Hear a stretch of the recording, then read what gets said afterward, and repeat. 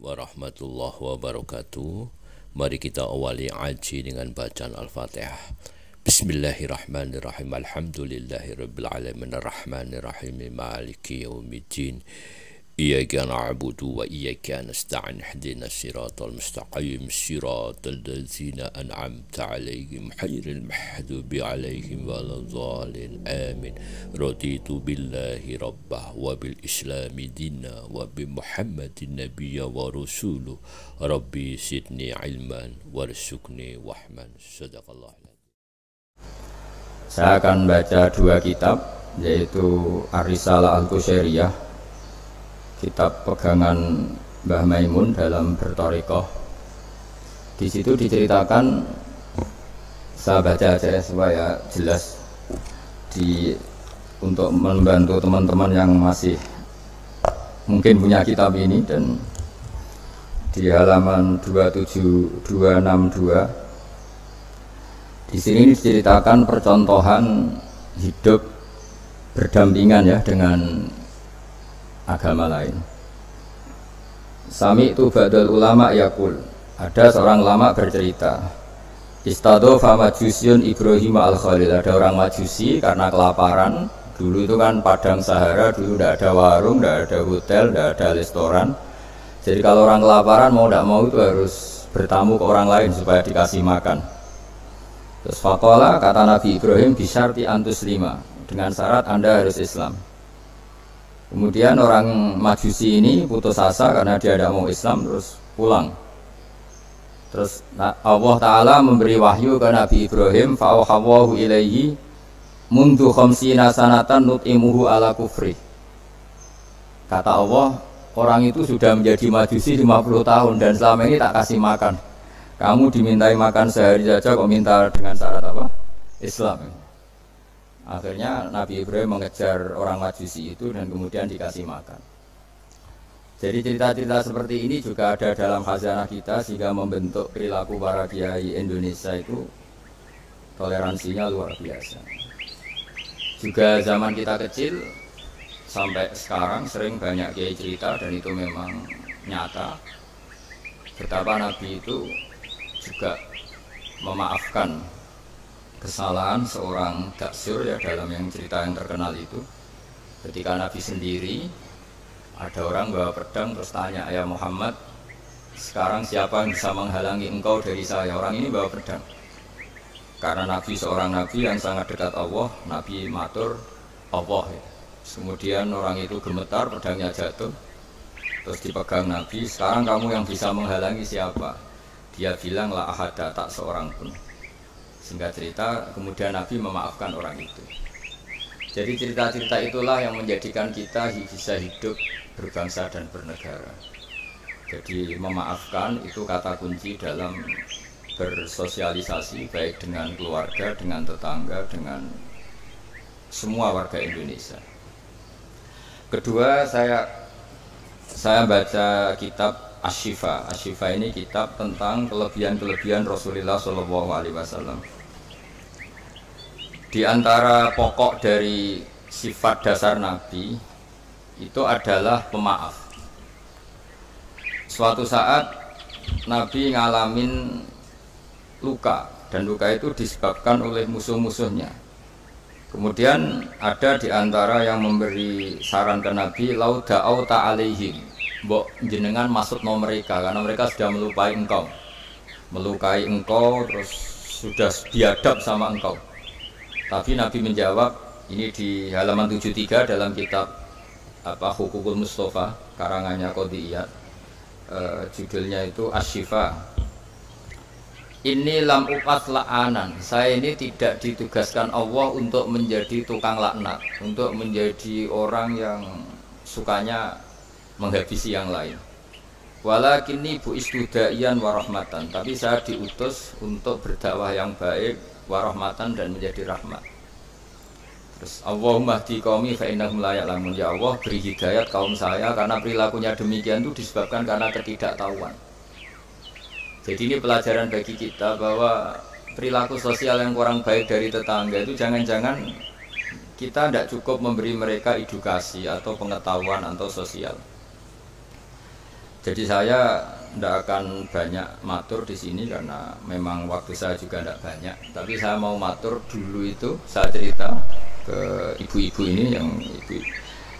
Dulu itu ulama itu hubungannya hanya dengan Allah, tidak pakai ilmu sosial. Ini penting. Ilmu sosial itu bisa jengkelkan. Misalnya kalau saya baik sama tetangga, tetangga saya tidak baik itu bisa jengkel. Atau baik sama istri ternyata malah lama bisa jengkel. Baik sama tamu ternyata malah tamunya kurang sopan atau mengganggu itu bisa jengkel. Sehingga dulu Nabi itu kalau menyuruh kebaikan itu mangkana yu'minu billahi wal yaumil akhir falyukrim dhaifahu falyukrim jaruhu. Jadi kebaikan kepada orang lain itu atas namakan Allah. Sehingga kalau kita jengkel itu mudah memaafkan. Saya punya banyak cerita di Ihya juga di beberapa kitab. Itu ada seorang ulama dipanggil tetangganya, Pak Yai silahkan datang ke rumah saya. Si Kiai tadi datang. Setelah datang ke rumah pemuda itu, pemuda tadi dengan biadabnya bilang, Pak Yai saya tidak butuh kamu, silahkan pulang. Pulang. Dan Kiainya tersenyum. Setelah itu setelah sampai rumah dipanggil lagi, Pak Yai datang lagi ke rumah saya. Kiainya datang sampai 3 kali. Dan Kiainya sama sekali tidak menunjukkan wajah kecewa. Senangnya bukan main. Terus pemuda tadi tanya, kenapa engkau tidak benci, kenapa engkau tidak tersinggung? Kiainya tertawa-tawa. Nak, saya datang ke kamu itu bukan karena apa-apa. Memang Allah menyuruh saya ini memuliakan tangga. Sehingga ketika tetangga memanggil ya saya datang. Itu perintahnya Allah. Jadi saya tidak ada urusannya dengan kamu. Nah itu pentingnya pertaruhan. Apa-apa itu atas nama Allah. Itu tidak mudah kecewa. Tapi kalau atas nama manusia itu kalau dia jengkelin kita akan balas jengkelin. Tapi kalau atas nama Allah itu legowo. Ini yang dibutuhkan dalam berbangsa dan bernegara. Jadi, misalnya hubungan kita dengan negara, kalau memberi itu ibadah dan keren, heroik. Tapi kalau mendapat itu kalau kita tidak berhak itu ada hisabnya. Misalnya kita digaji karena pekerjaan tertentu, tapi bawaannya di kantor baca koran, guyon, terus main WA terus misalnya. Itu antara gaji dan pekerjaan itu malah masalah. Tapi kalau kita memberi itu pasti dapat pahala. Bayangkan kalau negara ini hubungan masyarakat dengan negara itu memberi, kayak kita zaman belum merdeka. Tentara-tentara itu dibantu orang-orang kampung, dulu itu hanya dengan ketela, dengan makanan-makanan kampung, tapi hubungannya itu memberi. Barokahnya itu bisa merdeka. Tapi kalau hubungannya mendapat itu orang itu nggak akan puas. Begitu juga kiai dengan masyarakat, masyarakat dengan kiai itu kalau hubungannya memberi itu insya Allah akan semuanya baik-baik saja. Tapi kalau hubungannya ingin mendapat ini masalah. Jadi sebetulnya menata bangsa ini juga menata peradaban manapun itu dimulai dari mental memberi. Yunfikun itu memberi. Memaafkan juga sama. Kalau kita nurutin jengkel itu gampang jengkel. Tapi mulailah dari mental memberi maaf. Makanya Rasulullah itu ketika ada sahabat marah sama pembantunya, kata Nabi, marahnya Allah itu lebih dahsyat ketimbang marah kamu pada pembantu. Terus sahabat tadi tanya, lalu supaya Allah tidak marah ke saya gimana? Terus Nabi jawab, Allah takhdab, kamu sendiri jangan mudah marah. Jadi semua kekacauan sosial itu kan karena kita sadar punya hak, kemudian kalau terganggu kita marah. Gara-gara marah melahirkan pemecatan, melahirkan macam-macam, akhirnya melahirkan dendam macam-macam. Jadi dalam bulan Syawal ini kita harus berlatih memaafkan. Ya, jadi minal aidin wal faizin. Saya beri beberapa contoh. Jadi tadi sudah contoh daksur, terus Nabi menjawab, saya tidak diutus Allah untuk sebagai pelaknat, tapi walakin bu'istu da'iyya wa rahmah. Terus ada lagi cerita tentang orang Badui. Orang Badui itu orang primitif yang kurang berperadaban. Itu datang ke Nabi kemudian memaki-maki Nabi, Muhammad, engkau jadi pemimpin harus yang adil, nggak boleh tidak adil. Terus Nabi itu dengan senyum bilang, fama ya'dilu idzalam adil, lalu yang adil siapa kalau saya sendiri tidak adil? Padahal Nabi ketika dilihat tidak adil itu punya ilmu yang luar biasa. Tak beri gambaran begini ya. Mungkin orang Indonesia tidak siap, tapi harus siap, dilatih supaya siap. Apalagi ibu-ibu kayaknya agak siap. Nabi itu kalau ada orang sering memberi itu malah setelah Nabi kuat, zaman dulu kuat itu artinya memenangkan apa ya istilahnya pergulatan antara hak dan batil. Makanya Nabi setelah ngalami Fatu Mekah itu ya mapan. Itu yang biasa berderma, biasa ngasih itu nggak dikasih. Tapi yang orang-orang barusan masuk Islam, barusan jadi orang baik itu dikasih banyak. Nah, tentu ini dipandang banyak orang itu tidak fair. Tidak fair itu, oh yang dulu berjuang mati-matian nggak dikasih, yang tidak berjuang kok apa? Dikasih. Itu dianggap nggak adil oleh pikiran ini. Tapi cara berpikir nubuah tidak seperti itu. Cara berpikir nubuah itu orang yang biasa ngasih negara, misalnya berjuang kemerdekaan atau berjuang membebaskan Indonesia dari penjajah, itu mentalnya memberi ke negara. Ya itu sama Nabi malah ya sudah, mental memberi itu mental terbaik, nggak boleh diturunkan jadi mental mendapat. Itu cara berpikir Nabi. Kan nggak lucu kan, orang dulu biasa memberi, lalu pas tua, pas mau mati mentalnya ingin mendapat. Kalau ndak geremeng, ini dari mantan heroik menjadi mantan heroik, terus sekarang mentalnya jadi sa'il, peminta-minta, itu kan ndak keren, turun derajat. Tapi kalau orang kan nggak terima, wong dulu zaman miskin sama saya, setelah kaya kok lupa saya. Sebetulnya ketika miskin kamu bantu temen, ketika kaya biasa aja dia nggak bantu kamu, biar kamu ketemu Allah itu keren. Statusnya hanya membantu, bukan dibantu. Tapi ini insya Allah kayaknya banyak yang nggak siap. Jadi kalau kamu punya teman miskin, kok teman kamu jadi pejabat atau jadi orang kaya, biarin aja. Biar kamu tetap keren. Itu dulu tak bantu, sampai sekarang pun tetap tak bantu. Sekarang dia kaya, tidak minta bantuan saya, tapi saya tetap keren. Status membantu masih melekat. Tapi setelah kamu batalkan sendiri status Anda karena kamu minta-minta, kalau tidak geremeng, maka dari status membantu menjadi peminta. Itu nubuah ya. Jadi nubuah itu pikiran yang super. Sehingga, dan itu harus ditanamkan di hubungan kita dengan negara, dengan orang tua, dengan tetangga. Kalau bisa mental kita itu al-yadul ulya khairum minal yadis sufla, mentalnya memberi. Kalau mentalnya memberi itu nggak gampang kecewa. Tapi kalau mentalnya tamak, didatangi bupati kok nggak ninggalin papa, didatangi gubernur pikirannya gitu, didatangi teman kaya begitu, didatangin apa saja itu kecewa gara-gara punya keinginan yang macam-macam. Tapi kalau mental kita memberi, tersiksa kita kalau tidak bisa memberi ke negara, memberi apa saja, memberi ke negara ikut jaga stabilitas nasional, memberi ke tetangga paling tidak kalau tidak bisa bantu ya tidak ganggu, ya sudah seperti itu. Jadi memaafkan itu juga dimulai dari ilmu. Misalnya kita memaafkan teman padahal kita jengkel sekali, dan memaafkan itu ada pahalanya di sisi Allah. Susahnya apa? Kadang kita berpikir enggak, wah kalau tak maafin dia nanti kumo luhur, nanti sombong. Hubungan hidup kita ini dengan Allah, bukan dengan makhluk. Sama hubungan hidup kita ini dengan Allah, bukan dengan makhluk.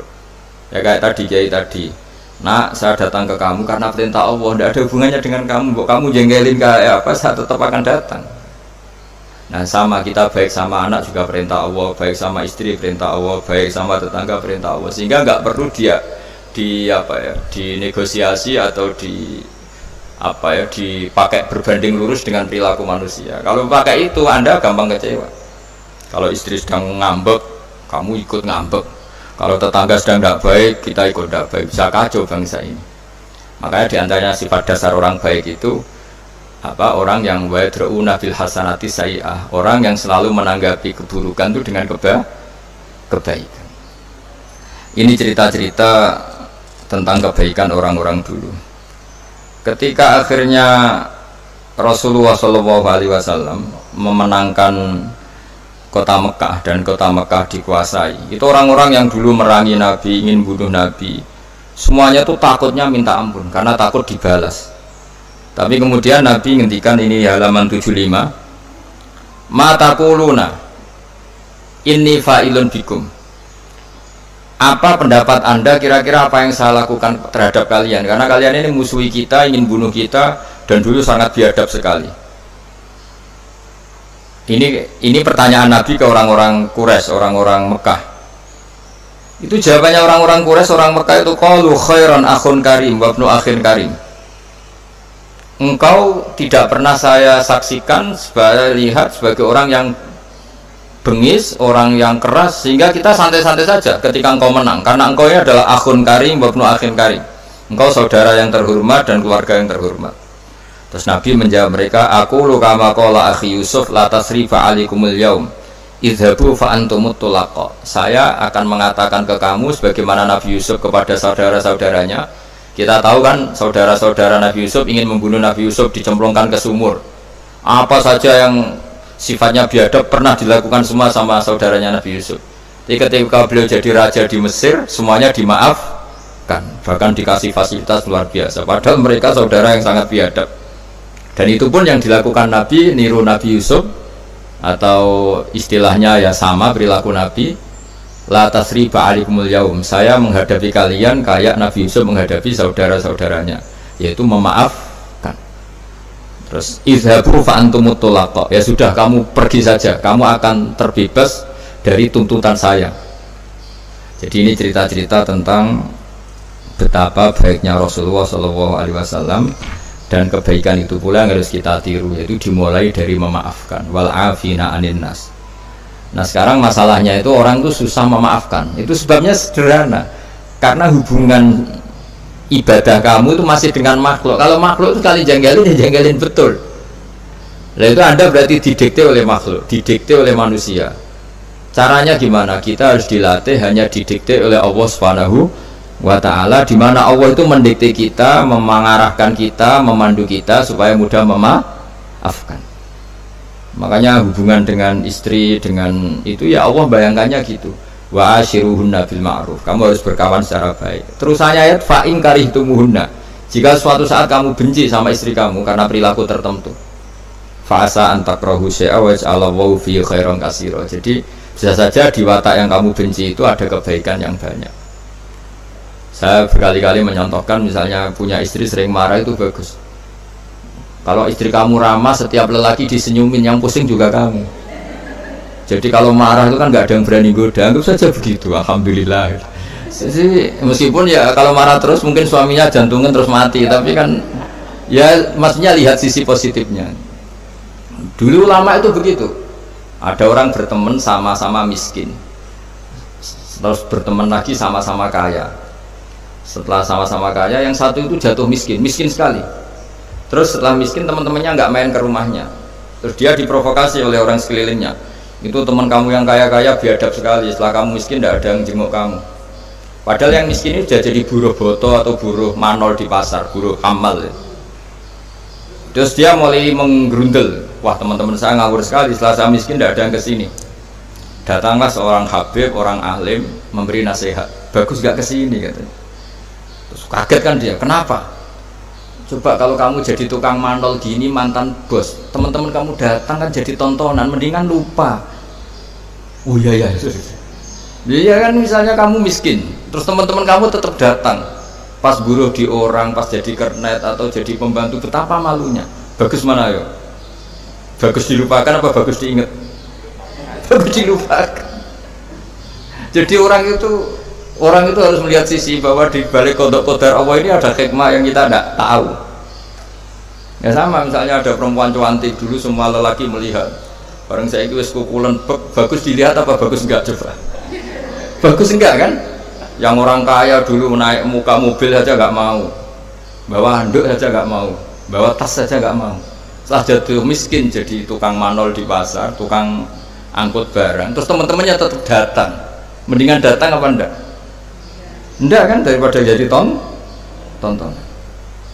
Ya di sini tuh kearifan ulama, orang tuh harus dilatih. Makanya saya ini ditamani orang ya seneng, enggak ya seneng. Kalau ditamani seneng ya nambahi konco, enggak ya seneng, berarti dosanya enggak diganggu, semuanya tak anggap seneng semua hidup. Jadi apa ya, semuanya semua yang dari Allah itu asik, indah sudah. Saya kenal orang ya seneng, enggak kenal ya seneng, sudah sama. Karena Allah sendiri yang tahu hikmah itu. Makanya saya berkali-kali bilang, Imam Syafi'i itu orang, saya berkali-kali bilang, Imam Syafi'i itu bilang punya teman banyak ya enak katanya, karena dengan punya teman, punya ya teman sosial lah enak. Nggak punya teman ya enak. Itu saya berkali-kali cerita. Ya Imam Syafi'i banyak orang tuh nggak seneng jenengan. Alhamdulillah beneran. Kenapa? Dorang arah utang ya. Jadi kalau kamu nggak disenangi orang satu kampung tuh artinya mereka nggak akan utang kamu, pinjam mobil kamu. Tapi nak seneng, ribet kan? Jadi seneng ya ada hikmahnya, nggak seneng juga ada Ada lagi yang lapor, Imam Syafi'i, orang yang tadi cium tangan Anda, yang hormat Anda, di belakang tuh ngerasani kamu. Jadi Imam Syafi'i, alhamdulillah, berarti saya wibawa, buktinya depan saya nggak berani kan? Jadi dianggap enteng saja. Jadi orang dulu itu segampang itu melihat fakta. Yaitu ilmu ini yang menjadikan orang tuh tidak uring-uringan cara Jawa, karena ilmunya luas, nggak gampang emosi. Jadi ya seperti ini, saya ini kan jam tidur saya, kalau saya terganggu ibu-ibu, tapi anggap saja ini umat-umatnya Kanjeng Nabi. Setelah saya pulang tidak saya ganduli, nanti suaminya tersinggung kan, masa ibu-ibu gitu. Ya sudah, kalau mau pulang saja biar suaminya agak cemburu, malah ribet kan katanya. Jadi dianggap enteng saja hidup oleh ulama-ulama dulu karena ilmunya cukup. Makanya Imam Abu Hanifah paling dikenang dalam makalah paling terkenal itu Allahumma, kata Imam Abu Hanifah ketika munajat sama Allah, ya Allah, mandoko bina sodruh faksuduruna ittasaat bih. Orang yang melihat saya itu nggak mampu sehingga dia mangkel, sehingga dia nggak bisa nerima sikap saya, tapi hati saya bisa memaklumi mereka. Misalnya kita kaya, top, banyak yang hasut, ya kita harus maklumi. Di mana-mana orang dihasut itu ya keren. Kalau kamu miskin yang mau ngasut itu siapa? Misalnya kamu cantik dihasuti orang ya harus bangga. Kalau kamu jelek kukulen yang mau ngasuti itu siapa? Harus dimaklumi. Harus dimaklumi. Ya biasa aja. Ya kan? Misalnya suami jenengan kok sering melihat orang cantik harus dimaklumi. Memang suami saya normal gitu. Karena suami sampai untuk seneng wong wireng, kukulen, keriting, welek. Ki bojoku iki waras ora kan mestinya. Ya, tapi sampean nggak siap kan dengan ilmu-ilmu seperti itu. Jadi ya sudah biasa.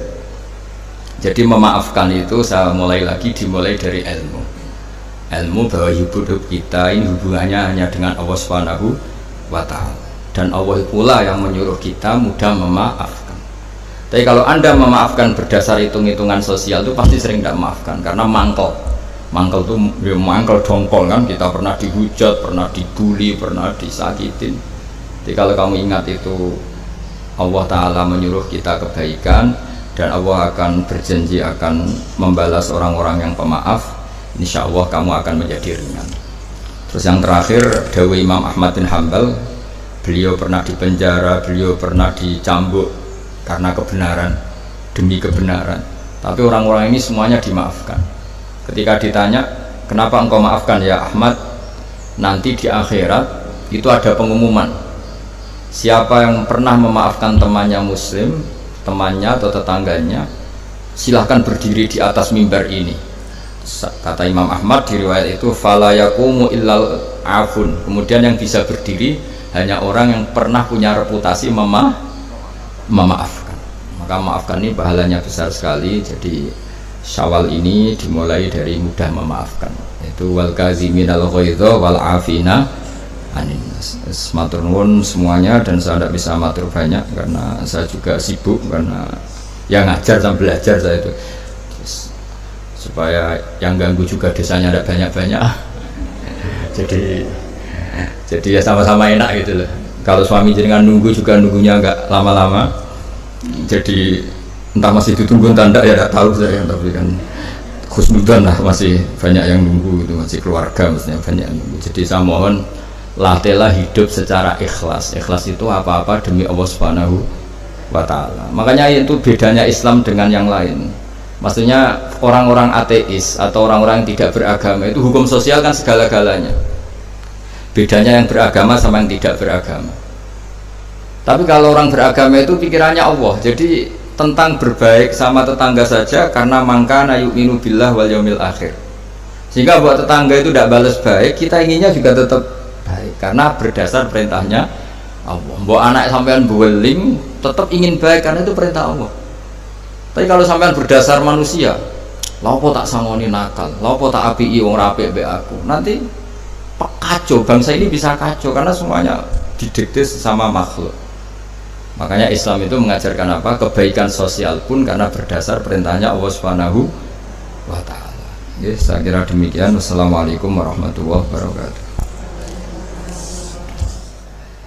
Bismillahirrahmanirrahim. Nahmaduka ya ghafuru ya syakuru, wa sholli wa sallim ala sayyidina maulana Muhammad sallallahu alaihi wasallam asma'in.